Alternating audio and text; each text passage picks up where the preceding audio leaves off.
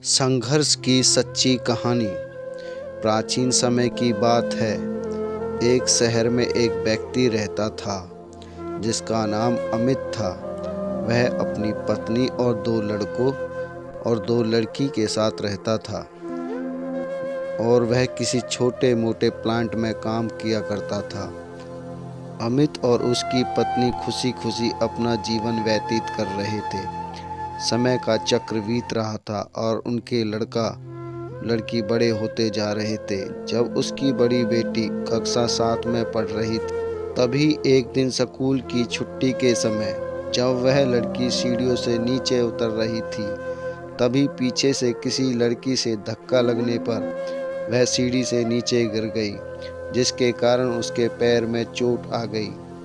जब लड़की घर पर लंगड़ाती हुई आई तो उसके पिता ने पूछा, क्या हुआ? तभी लड़की ने उन्हें पूरी बात बताई। पिता ने सोचा छोटी मोटी चोट है और यह सोचकर उसने अपनी बेटी से कहा कि इसे गर्म पानी से सेक लो, ठीक हो जाएगा। कुछ दिन बीतने के बाद लड़की का पैर फूलने लगा और उसे चलने में दिक्कत होने लगी। तभी उसके पिता ने कुछ लोगों की बातें सुनकर किसी एक ओझा को ले आए, जबकि उसे कुछ नहीं आता था और वह पैर ठीक नहीं कर पाया। कुछ समय बीतने के बाद जब लड़की की हालत और ज़्यादा खराब होती जा रही थी, एक दिन जब उसके पिता अकेले में कहीं बैठे हुए थे तो वह मन ही मन सोच रहे थे कि क्या करें। तभी सोचते सोचते उनके दिमाग में आया, क्यों न डॉक्टर से दिखाया जाए। तभी दूसरे दिन वह अपनी लड़की को लेकर वहीं पास के अस्पताल में जाते हैं। डॉक्टर जब लड़की को देखता है तो लड़की के पिता से कहता है कि जल्द ही इसका ऑपरेशन करना होगा, क्योंकि इस लड़की के पैर में एक बहुत बड़ा घाव हो चुका है, जिसके कारण लड़की का पैर भी काटना पड़ सकता है। पिता डॉक्टर से पूछता है कि ऑपरेशन में कितने पैसे लगेंगे।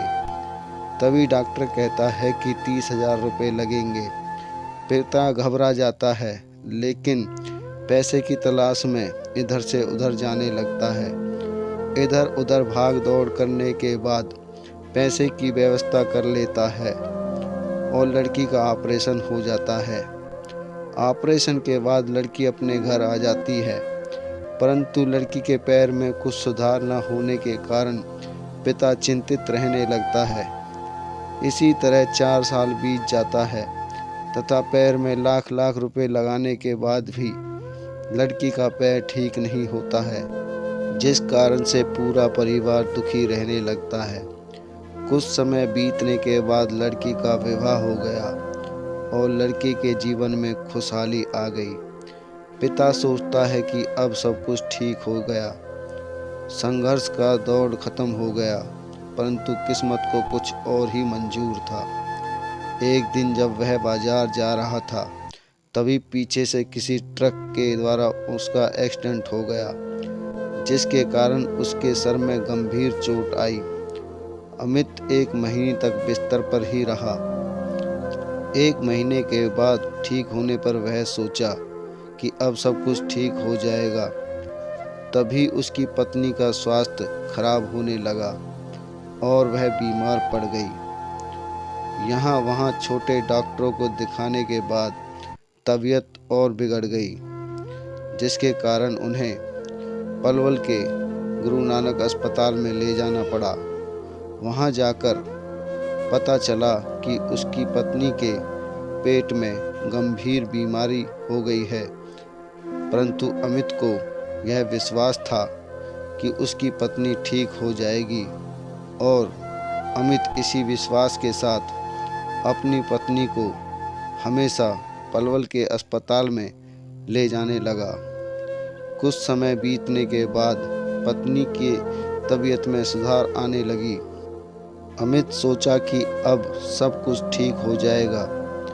एक बार जब वह अपनी पत्नी को पलवल के अस्पताल में ले गया, डॉक्टर ने सभी रिपोर्टों को देखते हुए कहा, सब कुछ ठीक है। अमित बहुत ही खुश हुआ और वह अपनी पत्नी के साथ अपने शहर वापस आ गया। अगली सुबह सब कुछ ठीक था। अमित का बड़ा बेटा और छोटा बेटा दोनों स्कूल चले गए और अमित अपने काम पर चला गया। बड़ा बेटा स्कूल में सोच रहा था कि चलकर माँ से कुछ बातें करेंगे। तभी 11 बजे उसका मित्र आता है और कहता है कि चलो, तुम्हारी माँ की तबीयत खराब हो गई है। बड़ा बेटा दौड़ता हुआ अपने घर की तरफ आता है। तब तक बहुत देर हो गई होती है, उसकी माँ की मृत्यु हो चुकी होती है। बेटा माँ को देखते ही फूट फूट कर रोने लगता है और वह अपनी माँ का अंतिम संस्कार करता है। 1 साल तक पूरा परिवार दुखी ही रहता है। कुछ समय बीतने के बाद दुखों के बादल छट जाते हैं और अमित अपने लड़का और लड़की के साथ सुख में जीवन बिताने लगता है। आज उसका परिवार खुशी खुशी जीवन जी रहा है। दोस्तों, जीवन में सुख और दुख दिन और रात की तरह होते हैं, जो कभी स्थायी नहीं रहते। इसलिए दुख के समय में कभी हिम्मत नहीं हारनी चाहिए तथा सुख के समय कभी अहंकार नहीं करना चाहिए। तो दोस्तों, कहानी कैसी लगी कमेंट में ज़रूर बताएं। कहानी पसंद आई हो तो लाइक करें, शेयर करें और हमारे चैनल को सब्सक्राइब करें और बेल आइकन को ऑल पर प्रेस कर दें ताकि हमारी हर नोटिफिकेशन आप तक पहुंचती रहे।